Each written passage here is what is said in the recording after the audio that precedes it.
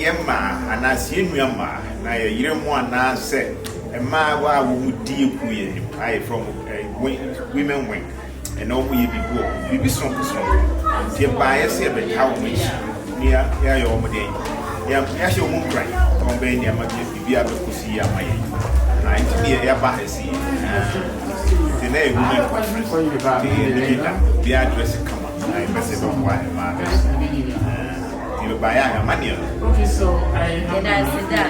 See, a foot says, Mama, Yan, Miss Alfonso, Wolfia went to Nat and the one back, and so with Miss Yassis, okay, and what to Nat is yo, my to me, I'm a dear, say, white man, but the Rio in the senior pipes over more thing.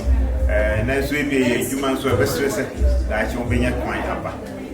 Into be a one of the near be a yelling and from when we saw wearing on the ship in main crank. Oh, my one, so no. Maybe all the time you cannot the 2.8 mile, 8 men point your community will see. It is through Bia, said my Ukrumu, Saint Koda, one way goose, one way use, one way human. I will obey Bia and overcome one because you know, a chimney Ukrumu. My is so almost woman in Myanmar, and as a warm antimu Ukruma, wearing warm air water. The Pyramidima and my Ukrumu. It does a father,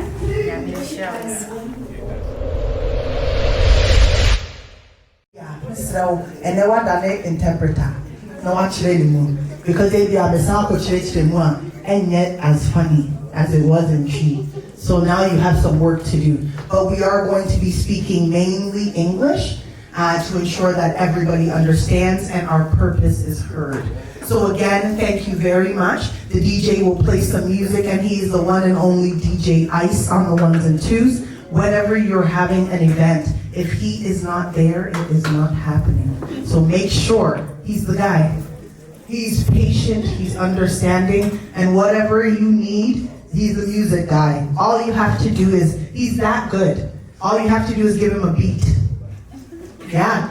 You don't even have to say, you know, that quadrille and she's something. No, just give him a beat, and he'll find it for you. If you think I'm joking, try it out. Just give him one beat and he'll give you the song. But all jokes aside, this place is an amazing place, and we wouldn't have done it by a few people that went outside of the way. Outside, Abaya Vista, are you here, honey? Abaya, you have to stand up, because this beautiful boy, and the reason I say that is, I did a wedding a few months ago, and it looked like it was a warehouse. It was a warehouse. And on the outside, when I hit on my baby, but you know, you accepted the job, so you'll go. So I went inside, I made a left, I made a right. I'm looking already at the situation on there yet. So, but I'm a believer, you know? And when we did the agenda, I saw that Obaya was doing decorations. So I'm like, okay. We got into the room, so the doors were pretty closed. We got into the room and we felt like we were in a whole new different place. Like, it didn't look like... She had to show us the before picture for us to believe that she turned that room to... I'm like, no, like, she couldn't... Like, it's like, what, did she make the walls? Like, she did the roof herself. Everything, from the drapes on the wall to block the drywall that wasn't complete. The chandelier was draped. So the way she hung, it was just, I looked at the before and after and I was like, Oba, you are blessed. You are talented. Thank you so much. I don't know what to do. Leave it in Oba's hands. She's the one that will do it for you. If you need, we have some awesome food here too. And the food vendors, I'll tell you a little bit about it when we're about to eat. There's no point in me talking about food because I'm not feeding you right now. So I don't want you to be too tense. You know it is a non-for-profit organization. And any help that you can give is always appreciated. We're not here to say, give me a certain amount. However, we do want you, through the stories that you hear, through the awesome food that you eat, to the music that the DJ provides. Any little thing that you have that you can give to support the Canadian Association, it is greatly appreciated. I will direct you to Maud, and there's some few volunteers. I'll get their names for you shortly. And if you do have a donation or a token you'd like to give, please feel free to give it to them. And if you want to do it, the blessings are abundant. Speakers for you today on the panel, and they're gonna jive you up. And one of them I like all of them, but I'm kind of favoring just one of them. And I'm not gonna say who, but we're gonna get there. And it's like we already have a little bond. She doesn't know it. I'm really in awe about their accomplishments, everything that they've all done, but especially this young lady, because she's a young lady. I'm giving it away, right? Yeah. And it just lets you know that you can do it, you will do it, and we do have a place anywhere we want to be, right? So we're gonna have a great time. The DJ is gonna put on some music. We're gonna call on Auntie Grace, Elder Grace Dempson, asking him to take full control of the day, this microphone that I'm using, the food we're about to eat, the work that has been put in making this day a success. We want to put it all in his hands. So I'm going to humbly ask for Elder Grace Dempson, if she is in the building, to please join us. Please give us a big round of applause as she comes to the opening prayer. Thank you so much. Okay, if you can stand, please be on your feet. If not, that's okay. You can close your eyes and we'll give the glory to God.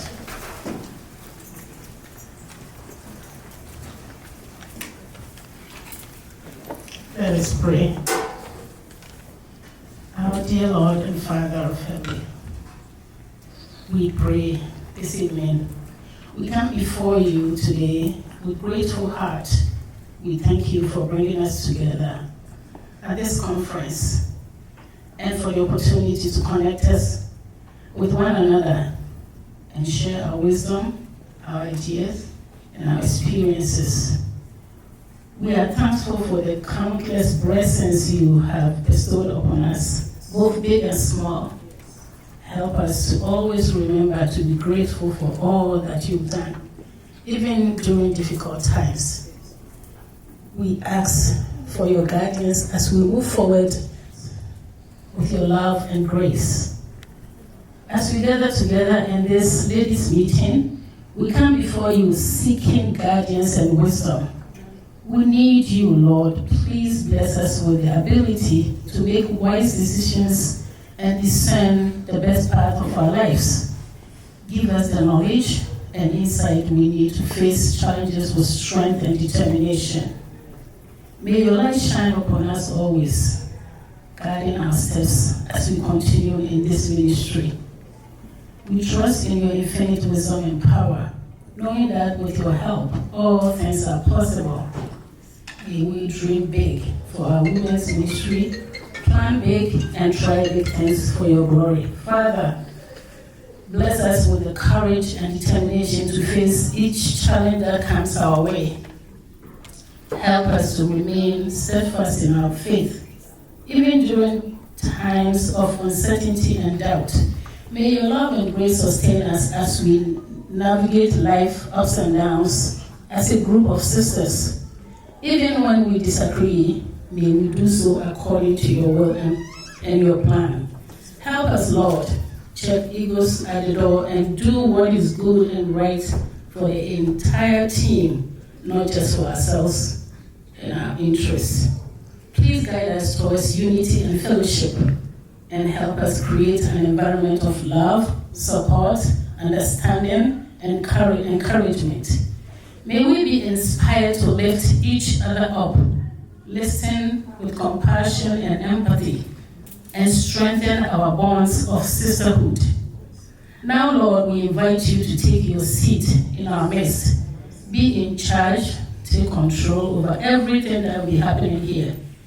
We commit the speakers, guests, visitors, and all that into your care. For with you all things are possible. We've asked all this in the matchless name of our Lord Jesus Christ with thanksgiving. Amen. Amen. Thank you so much. Elder Grace Denson, God bless you. I call her Elder Grace Denson because she's an elder in the Ghanaian Presbyterian Church, a strong member in our community, and as well one of the members of the planning committee here for the conference. Don't worry, you're not going to have me on the microphone all night. I'll have other people talking that will be sharing some experiences and also speaking with you.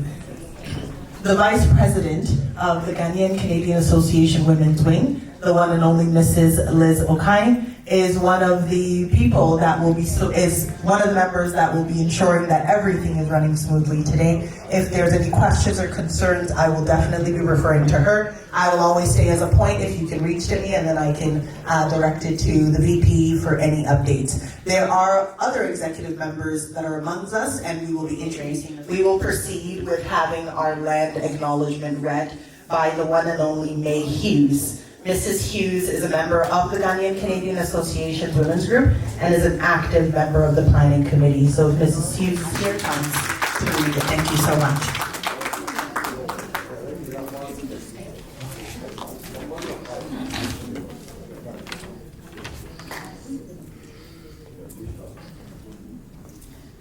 As Africans, we wish to acknowledge the land on which we live, work, and study. For thousands of years, this land has been the traditional and ancestral lands of the Huron-Wendat, the Seneca, the Anishinaabe, Haudenosaunee, and most recently, the Mississaugas of the Credit River First Nation.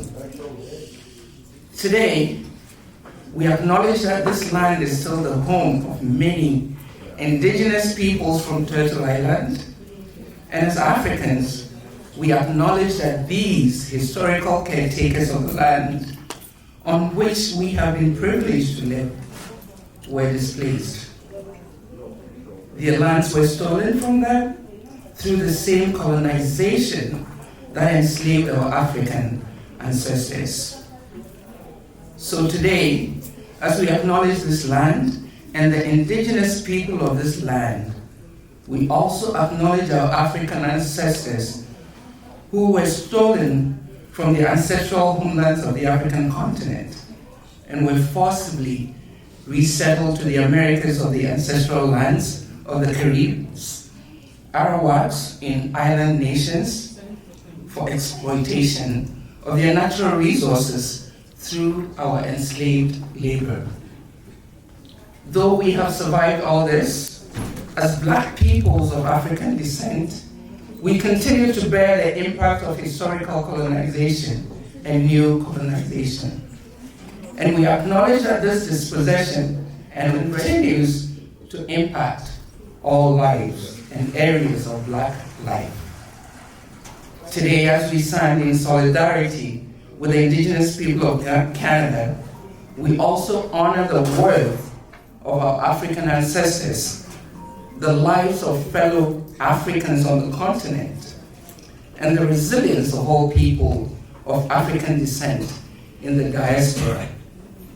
Midamase, Skenen Gowagan, do you carry the great peace? Thank you. So beautiful. Everybody looks so well dressed. Representation of the culture in your traditional outfits. It's beautiful. It's amazing. Thank you so much. The Canadian and the Ghanaian national.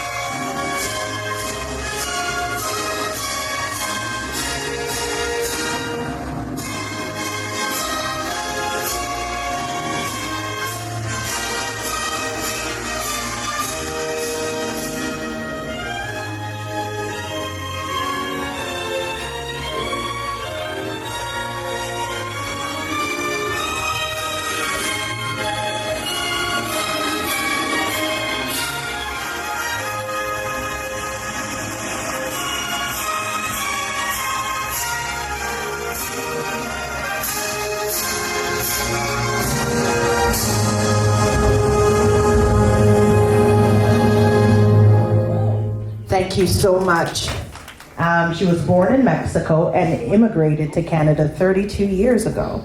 And for almost 20 years, she has been working at Ernestine's Women's Shelter as a counselor and a mental health worker. She wishes for all individuals to live their best lives, defined by themselves and not helping us, in terms of all of us, get grounded, relax a little bit. So get ready for some tips and tricks. Are you all ready? Because sometimes I think I need to relax a little bit. And I think if, even about to do an MC job, you get a little tense, but I think Sylvia's tips today will help me just calm down a little bit and relax. So Sylvia, I'm gonna ask you to humbly come over, or do you need the microphone over there? Whatever works for you. Awesome. Thank you so much. Thank you for the invitation, Maude. Thank you, everybody. It's an honor to see those beautiful faces and imagine, a story behind all these faces. I see its strength. I can feel the energy of fighters. So I am very honored to be here. Thank you so much. And yes, today is everything about empower. And what I was thinking, what can empower more a woman who have control of his own body, his own thoughts, his own sensations about her own life? What could be? And then I start thinking from the beginning, from the grassroots of who we are. What was the first sign of a strength that we have in life is the breath. And you're gonna be saying, like, who tell us to breathe? Who tell our heart to beat? Who tell our guts to move? Who order all this?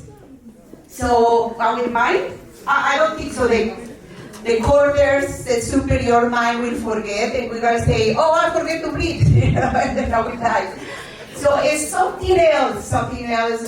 We call the autonomous system, who have very high authority in us, but also have very high authority in our thoughts.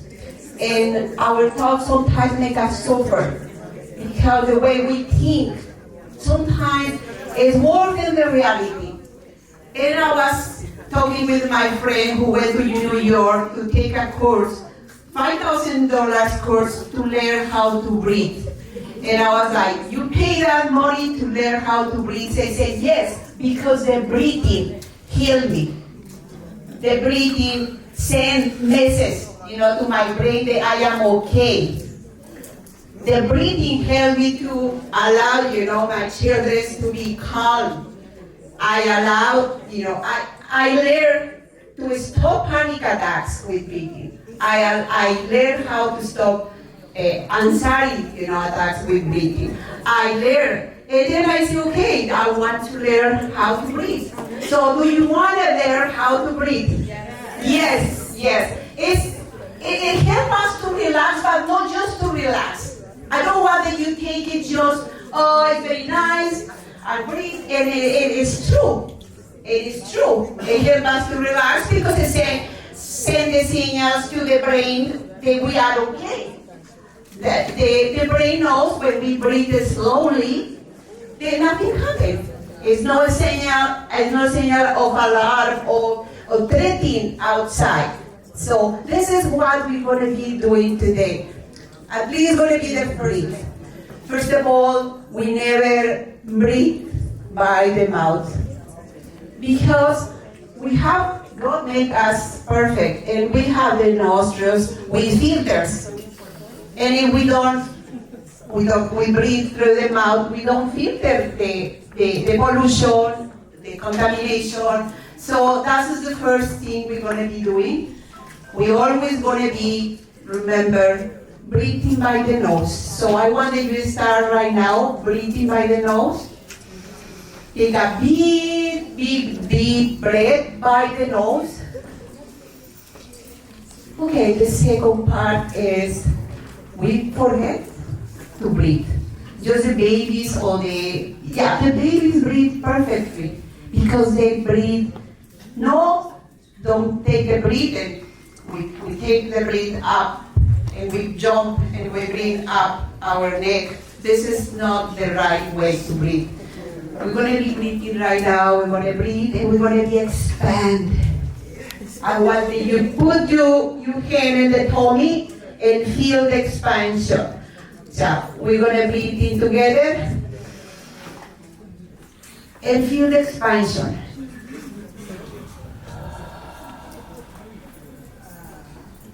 One more. It have to be here.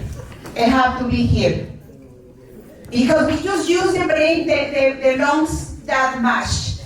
We breathe like that. And then we raise life to our lungs. The long life of our lungs is not for here for the way we born. It's because we use it. We use it. And we're gonna use it. We're gonna use it right now. So I wanted you to do a very deep, full breath. Now, after learning how we're going to be breathing, I want that you keep the contact with your breathing. It's the first sign of life. When we born, the doctor says, she's breathing, he's breathing. It's the first time, we say this. And then every time you forget that you are alive, you just go back to your breath and say, I am alive. I am alive. I am breathing. So it's going to be your companion. I want to empower you because you have a very strong tool with you. And then you will say, it's so simple. It's so simple to remind us that we are alive. We're still here. And we can do anything because we're breathing. It's the first sign. Thank you. So we're going to keep breathing. If you do three minutes every day, this. 3 minutes, I don't ask you for 10 minutes. Everybody is very busy. It's just go to the toilet or go to the garden or go to a place, 3 minutes by yourself. And learn how to breathe and bring the energy. You will be sending the message to your nervous system that you are okay. Before you have maybe, 3 minutes, the way I say, slowly, the inhalation has to be shorter than the exhalation. So we're going to do one more, shorter, and then long the exhalation. One more. Expansion here. And you will be ready for everything. That will empower you to stand up and be ready for everything you want. It is with you all the time. You don't have to call a therapist. You don't have to call your mother or your sister who is back home. What I can do? No, I do have the tools. I have everything. God give me everything. It's here in my body, in my brain, and my thoughts. Okay, so we're going to close the eyes. And we're going to keep breathing. Try to find a comfortable space in your chair. And just keep breathing. And let it go. Everything, all the worries you have before you can hear. Just let it go, any pain, any sorrow,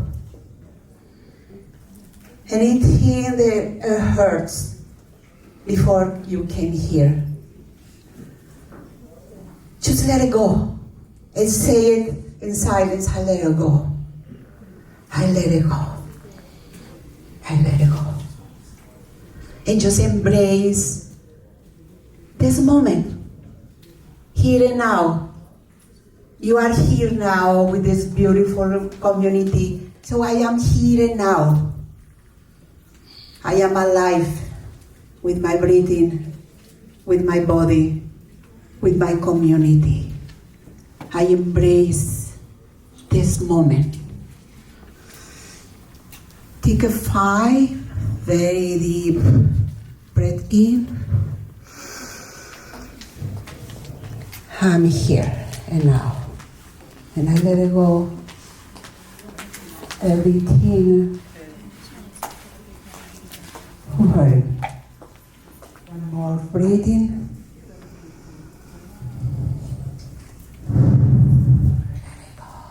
Let it go.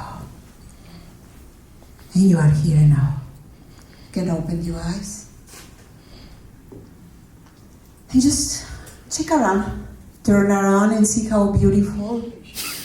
Just appreciate the color, the life. How beautiful moment. It's gonna be forever. You're gonna stay here until the last day of your life. This moment. Thank you so much. Thank you so much, Sylvia. We appreciate it. So with all the techniques that we learned, okay? We will say 3 minutes. Me, I might need 5. And then the children, before I was leaving home, they bought D4. What did you mean? So I might need 5 minutes. So by the time I finish with my husband and my kids, that's like 25 minutes. Okay. I have to make fufu. I have to make soup. I have to make stew. I don't have 25 minutes. 3 minutes. And help us understand that we are here, we are alive, we are in the present, so let's enjoy it. Sometimes, when you're going through a stressful situation, 3 seconds, just take that short breath in and that long exhale out. It'll allow you, give you some time to think, even before speaking again, so that you're clear.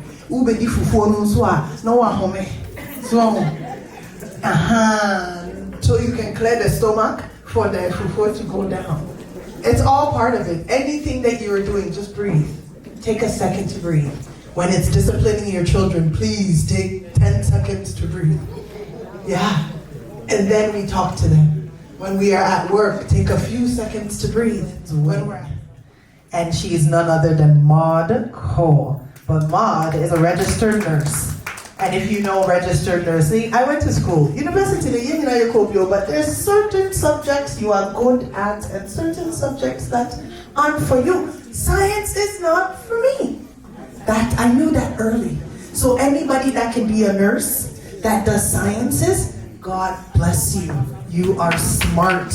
You are smart. The wiring of your brain is just a little bit different. I took the law route. It's more memorizing, And it's a little bit simple. But nursing, to be able to cure, to be able to give prognosis, understanding the body, the mechanisms of the body and how you can help somebody, heal somebody, guide somebody to better pastures. It's a beautiful thing, and I love it. So, as I said, Maud is a registered nurse. She's a certified gerontology. Hey, where you at? Gerontology. So, Mankobi, I told you guys. Gerontology. Hey, we're at Royal College Nursing in the UK. She has a postgrad diploma in clinical nursing as well. And we get certificates, any awards, President Maud, the man can do mistake, So, like I said, she is a strong, striving member of the Ghanaian community. She leads this women wing with all her passion. She leaves nothing. She puts everything on the floor, leaves nothing untouched. She is like the female Mr. Duodu. You know what I mean? Because he is, he's in there. And that's a very high bar. It's a very high bar because that man gives it his all. And she does the same. She gives it her all to ensure that we have beautiful events like this. We can come together like this. We can celebrate each other like this. So ladies and gentlemen, please give us permission for her to give us our opening remarks. Thank you so much. Thank you so much. Good evening, Mr. President, Zedodu, Nana Himanum, Nananum, and ladies and gentlemen. I am honored to stand. My name is Maud Cole, as you heard, and I am the lead for the Women's Wing. Welcome to you all to our second annual conference. The GCAO Women's Wing provides support to Ghanaian women of all ages across Ontario. Our mission is to work collaboratively towards eliminating poverty, violence, low self-esteem, and to harness the power of creativity, cultural heritage, and leadership among our women. Our events and programs are guided by our commitment to empower women, strengthen families, and stimulate positive change within our community and beyond. Events and programs we offer to our community include advocating for gender equality, hosting webinars and workshops focused on women's health, gender-based violence, intimate partner abuse, financial literacy, entrepreneurship, leadership development, and many more. Our events and programs are well attended and participated and are given the opportunity to provide feedback afterwards. As a group, we have noticed growth and an increased sense of awareness among our women. The theme for our tonight's conference is Igniting Our Collective Power, Women Empowering Women. Empowerment is not just a word, it is a way of being. It means entities, uplifting each other and creating a community where every woman's voice is heard, valued and respected, as importantly, empowerment is about breaking through the barriers that have held us back for so long. Tonight, you will hear from dynamic speakers who will empower you to challenge stereotypes, ways of thinking that have not served you well, and to help you realize that all things are possible. As women, we are the architects of change, the catalysts of progress, and the bearers of hope for generations to come.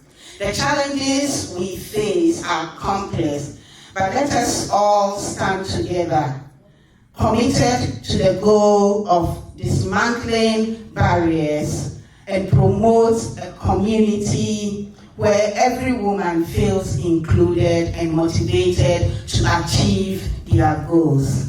I urge you all to renew our commitment and continue to work together. Let us build bridges where there were once walls, create opportunities where there was only obstacles, and create a community where every woman can thrive and succeed. Thank you so much for coming today, and I know together we will win this race.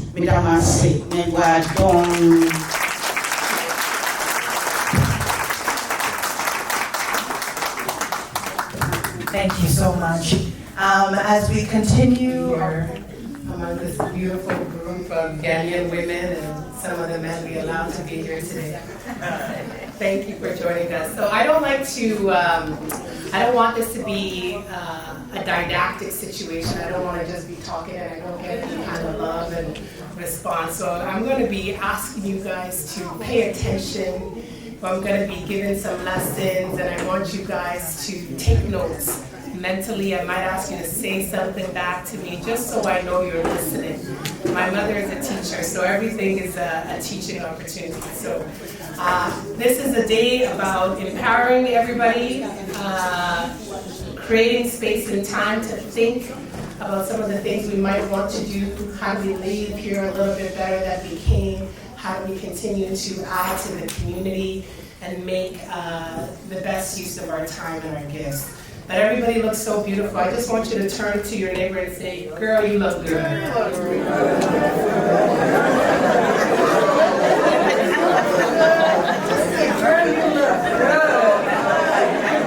Okay, sometimes you just need a little bit of love and acknowledgement.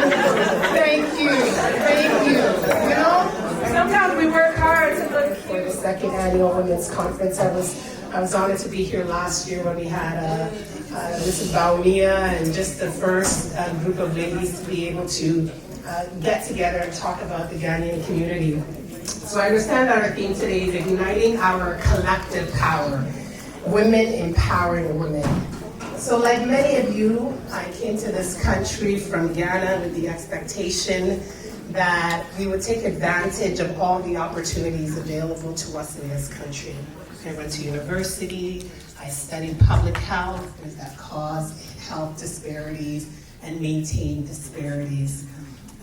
Over time, I'm sure we all know what we're talking about, that collectively at risk by virtue of race, ethnicity, but it's also really about vulnerability and some stressors. And some vulnerabilities we can't control, but many of the stressors we experience, we can. And so where we can actually make a difference is in a lot of the causes of causes. And so that's really kind of what public health is about, and that's why I was really attracted to the field. After completing my public health studies, I worked in the field for about 7 years before I got business and finance. Some of you may also know that last year I actually ran for office in the last provincial election. I garnered almost 8,000 votes because I understand that in the world, some of the things that we're really trying to solve are done at the political level, so we should really try to have a seat at the table. So while I was the only Ghanaian at the time that I know that ran in the last election, I really hope in the next set of elections I'm not the only one. So I'm hoping that people here will feel a little inspired to come along the journey. So we're here to talk about, I've been asked to talk about today, entrepreneurship and women and empowering ourselves through that medium. So as I mentioned, for the last 7 years, I've been working in the world of banking and finance. I'm no longer in TD Asset Management, I'm now in wealth management and financial planning. So I'm currently a senior manager of distribution strategy, which is kind of sales strategy in the financial planning business, which is part of wealth management. It's in the world of banking in particular, I've come to truly appreciate that some of the many challenges that we face in the community are inextricably linked to economic disempowerment that we face as a collective, okay? So public health taught me that education, income, stress, all of those can cause illness and disparities. But finance taught me that access to economic capital begets economic capital, and it works in generational poverty. We start seeing generational wealth, and we see how it impacts the access to education, the schools you get to go to, the food you get to have. And so it's very important for us as a community to understand there is another flip side to the equation. So once we decide we're going to move from this side of the equation, we know that once we get it right and activated, it will go through our children and children and children's children. So I'm going to speak to you today with 5 lessons that I all know Ghanaians say, if you educate a man, you educate an individual. If you educate a woman, you educate a nation, a community. Okay? It is us women who bring home knowledge, we're able to instill the information in our children and to carry it forward.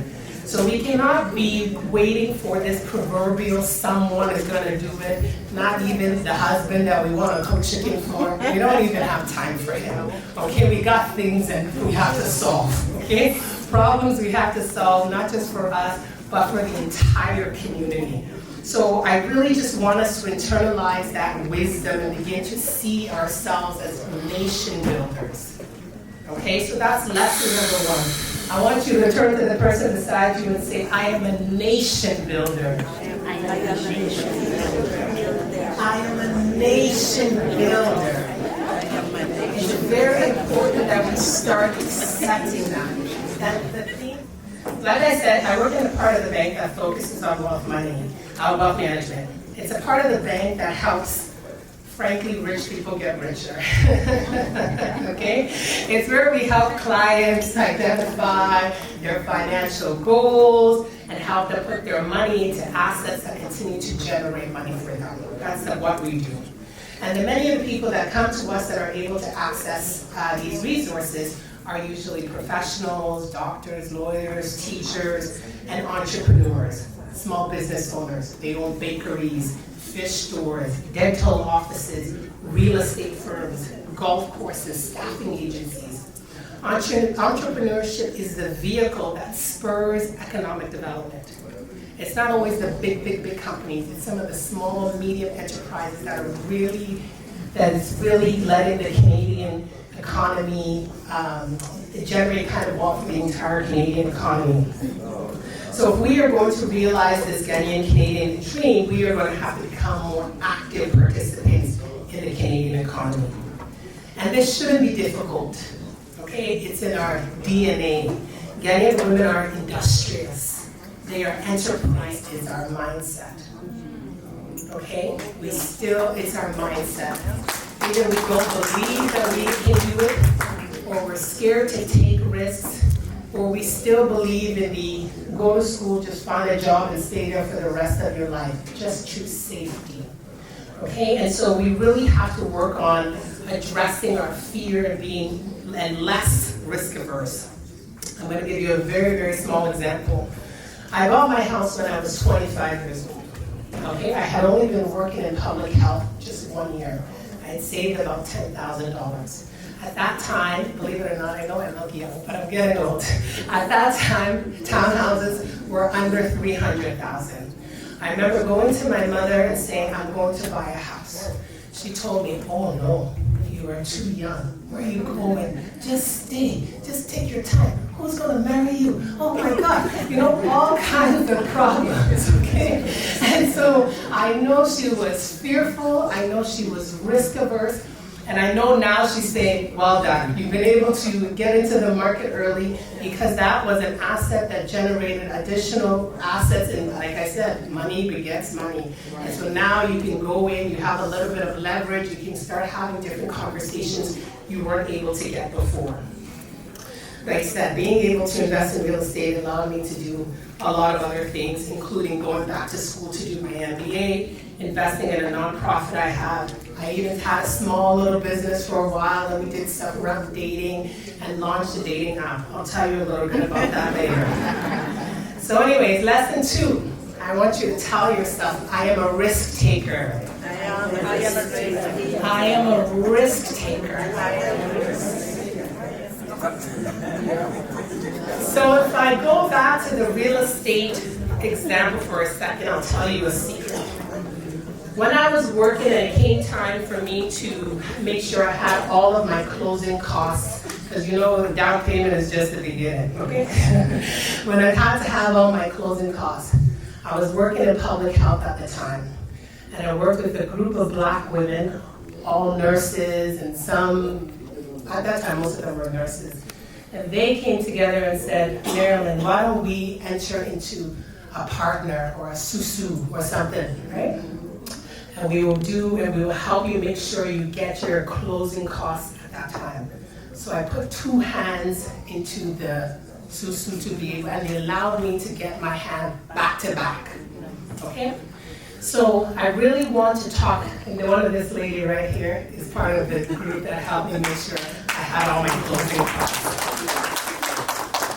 It's the community that helped me. It was the community that helped me begin. When I ran for office, there were women in this room who came to help knock on doors for me. People who helped fundraise for me. People who helped promote me.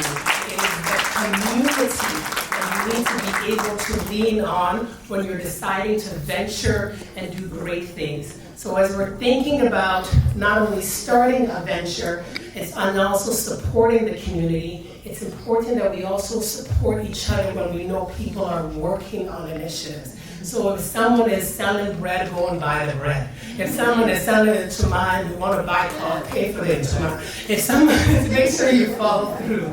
Okay, but it's very important when we see people in our community doing great things, doing small things, to say, I am part of a community. I am part of a community.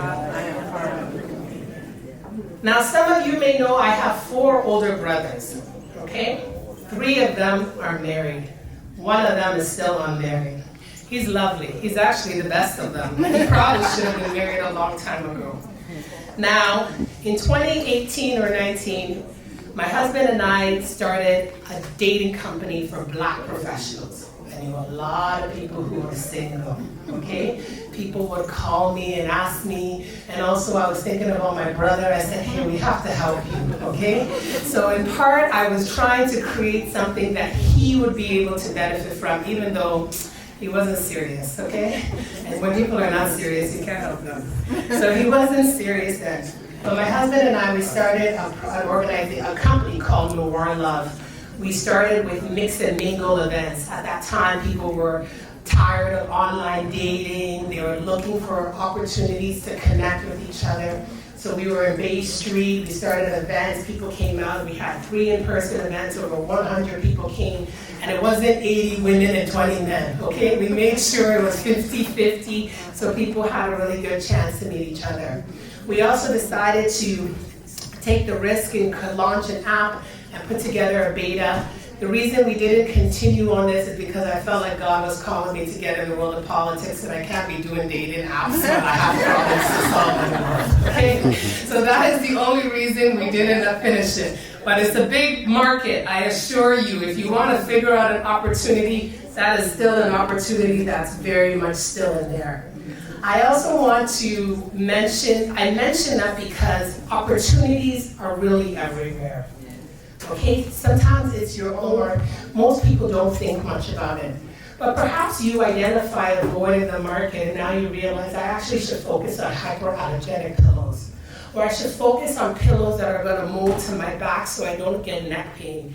Now you are able to bring a skill and a competency that you have to serve a niche that you can identify. I really want to help you understand that you don't have to go and find some random problem to solve. You can start with the problem in your home. You can start with the problem that you face every day, or your peers face every day, and try to figure out what product or service will I like to be able to use to help solve that problem. Even here, everybody is here in traditional clothes and tuma, and we know so many seamstresses. You may be a seamstress yourself. Cotton is cotton. So if you can sew in tuma, you can sew anything. And I think it's important to start recognizing that your skill is beyond how it currently functions, and you can figure out how to do more with that competency and skill. So I really want you to understand, number 4, that opportunities are all around me. Say, opportunities are all around me. Opportunities are all around me. Now, the last thing I'll say is that when many of us will come to empowerment events, you will feel something. We might even have a spark or an interest, but we'll go home and we'll say, that girl, she's so young, what does she know? Right? What does she know about anything? You might not even feel motivated. Or you might feel like, oh, what if I quit? I mean, what if I fail? What if this doesn't turn out to be anything? And sometimes the fear of failure itself and what we imagine can talk us out of an idea that could really change our lives. So I really want to tell you something about those who are successful in business and those who are not. It's not that those who are successful in business don't have any fear. It's that they feel the fear and do it anyway. You have to recognize that the fear will be there. But I want you to recognize that even if you start a venture and you fail, you never fail to the point of where you started. Because even if your venture fails, you now understand how to bring a product to the market, a service to the market, identify a need, identify marketing, identify distribution. So when it's time to begin again, you are beginning from an advantage point. So there are no losses, there are only lessons. Okay? There are no losses, there are only lessons. So I just want to end with a recap. I am a nation builder. I am a nation builder. I am a risk taker. I am a risk taker. I am part of a community. I am part of the community. Opportunities are all around me. Opportunities are all around me. I take no losses, just lessons. I take no losses, just lessons. May God bless your ventures, and may our community be advanced because of you.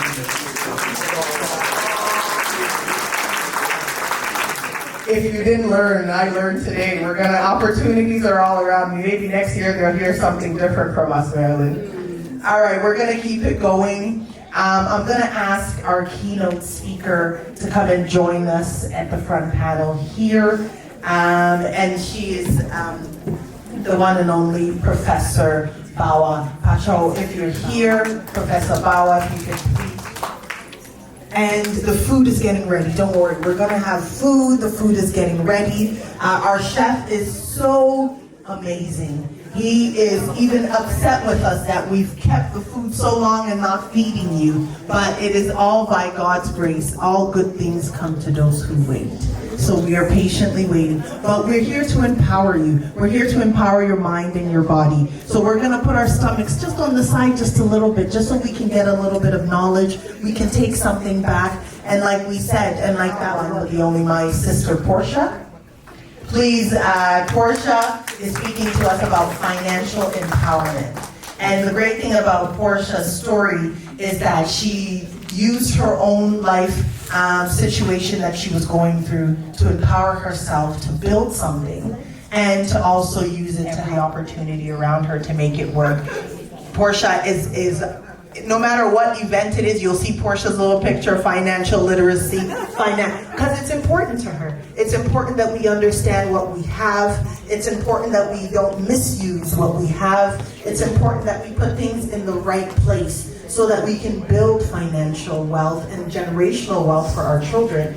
So financial literacy, as a luminaire and a seasoned CEO, she's an inspired speaker. She's devoted, a discipline of Jesus, a disciplined person of Jesus. So she's God-fearing at the same time. So it's not like Lazarus, right? Because you know money but no, she's the one that's actually going to push you forward, and she's going to help you better understand.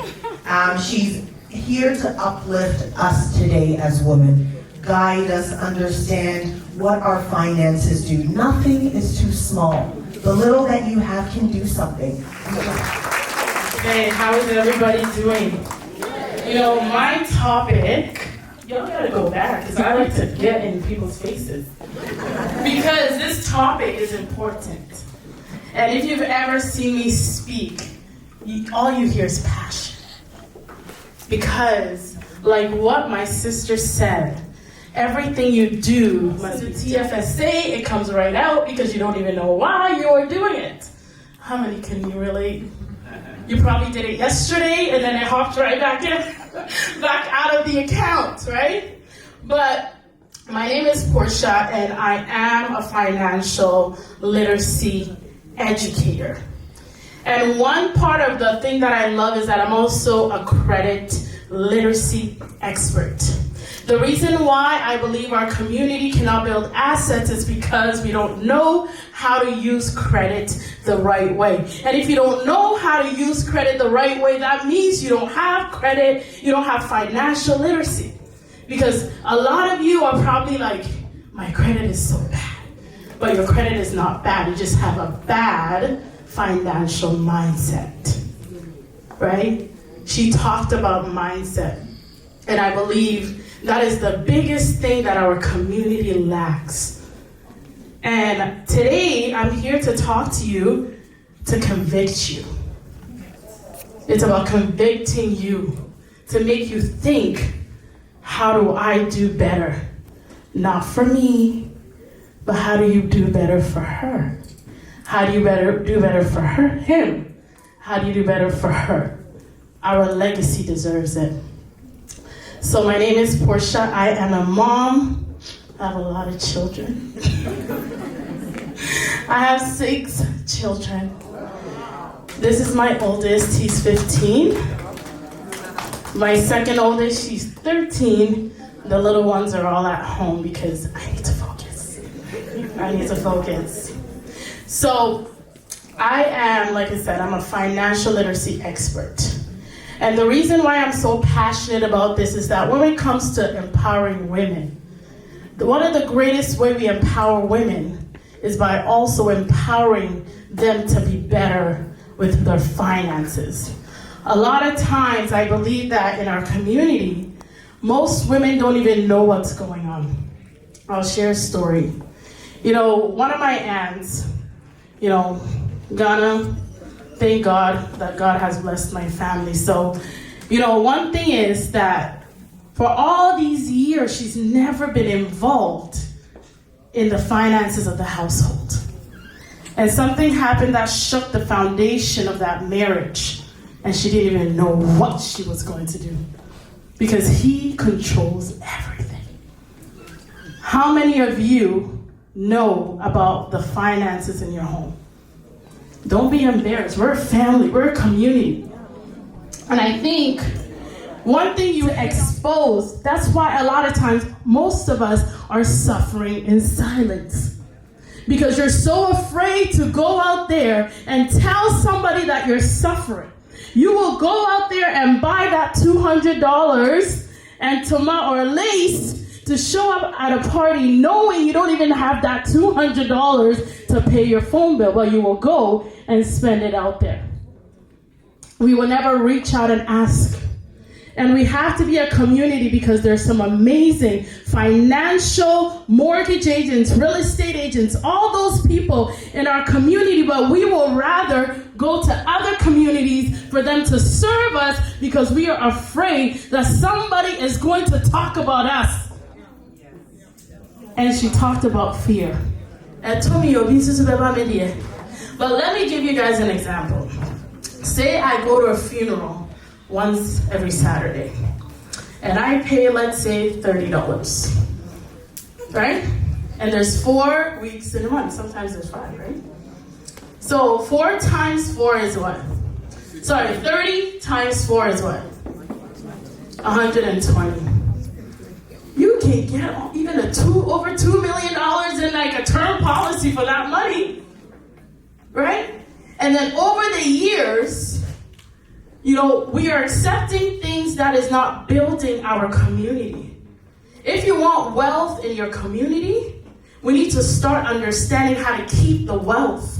A lot of us can't keep the wealth because we are so focused on what we look like on the outside, but the inside doesn't match the outside because we want to buy all the nice things to show everybody that what?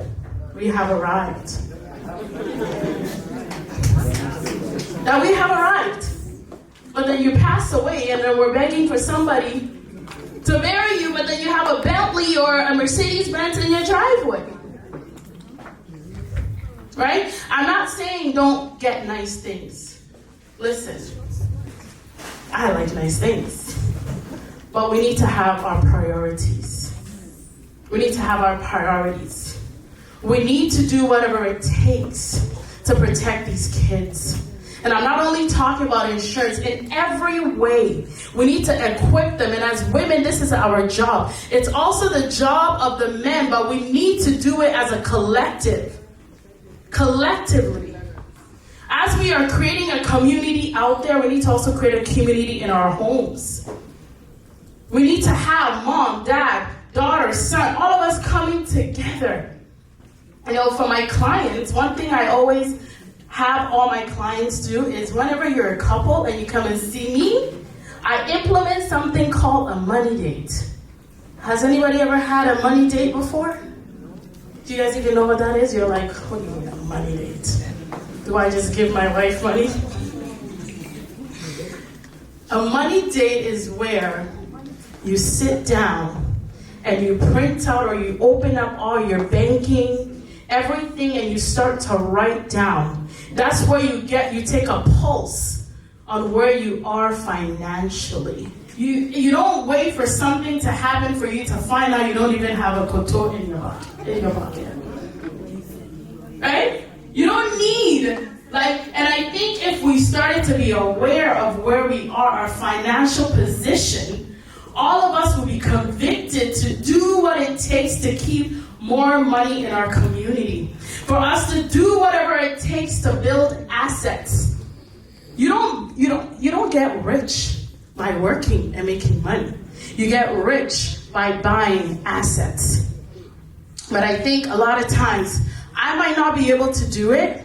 I want to go call on somebody, but I can't because I don't even trust you. Because you know what, I'll be running. So already we're not even going to take that risk. Because we don't trust one another. And I think this is just to let you guys know that the only way our community grows is if we trust. If we believe in the potential that our community, because GCAO is GCAO. We can continue to have parties and events, and we will still go back and our community will still suffer. There's no point in today if you're not going to do something about it. Right? What do you do after you leave here? We're here to tell you. We're here to motivate. Motivation is dead without action. Right? I'm not sitting here for you to say, you know what? I'm open shop. Come to me. Let's book an appointment. I'm going to help you. It don't matter who you work with. Just do something. Just do something. And then when you do it, when you get information, one of my core values in my business is to pay it forward. Do you guys know what it means to pay it forward? Because if I give you, somebody gave me the information, right? I'm standing up here. I remember in 2015, I'm going to be closing shortly.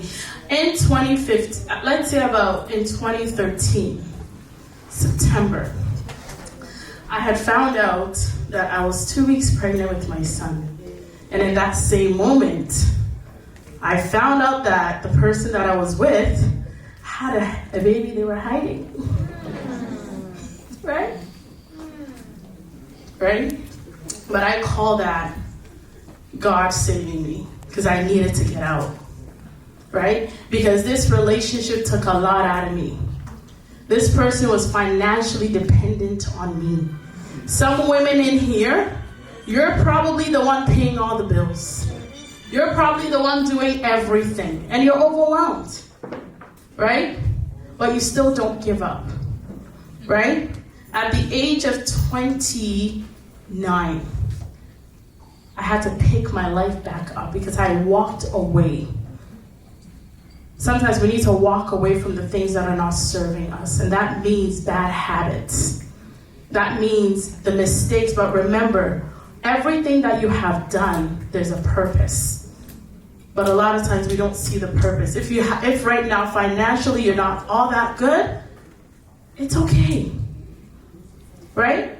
I know you might think that is the end of the world, but what do you do with it? Because remember, you realizing that there's an issue is information that now you can take to make a change. Make a change. The legacies that are coming deserves for you to do better, to learn about money, to do your due diligence. That's the only way our community survives. We cannot be called a poverty community anymore. We need to build assets. But how do we build assets? By also teaching one another how to do it. If you have done it, if you have built assets, teach your brother and your sister. Oh, wait, yes, it's here to share home. Ejima, wait, I can't share because me cry. Me don't cry, me if I right? That's what we do. So we don't share. But please, we're here to empower women. But also the job is also on the men. We need your help in empowering women. We need your support. If you guys all come together and help us, I believe that we can make our life in Canada better.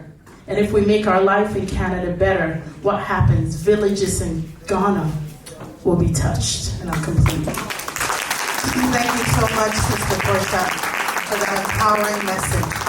It's important that we set our priorities. They said we want a man's perspective.